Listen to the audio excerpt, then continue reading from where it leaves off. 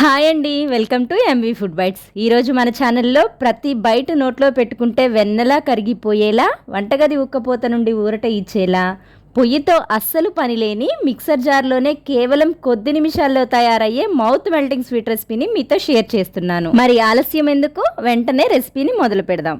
దీనికోసం ముందుగా మనం చేసుకునే క్వాంటిటీని బట్టి చిన్న మిక్సర్ జార్ కానీ పెద్దది కానీ తీసుకొని పావు కప్పు బాదం పప్పు, పావు కప్పు జీడిపప్పు, ఒక ఇలాచీ వేసి మెత్తని పౌడర్లా మిక్సీ పట్టుకొని ఇప్పుడు ఇందులోకి హాఫ్ కప్పు పుట్నాల పప్పు, పావు కప్పు పంచదార, మీరు కావాలంటే పంచదారకి బదులుగా బెల్లమైన మీ స్వీట్నెస్కి తగ్గట్టు వేసుకోవచ్చు.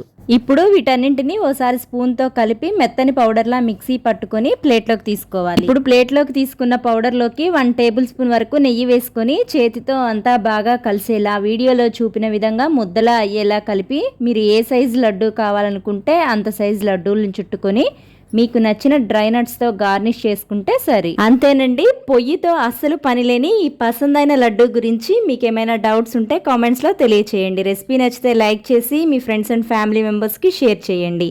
ఇలాంటి సింపుల్ అండ్ క్విక్ రెసిపీస్ కోసం మన ఎంవి ఫుడ్ బైట్స్ ఛానల్ని సబ్స్క్రైబ్ చేసి ఫాలో అవ్వండి.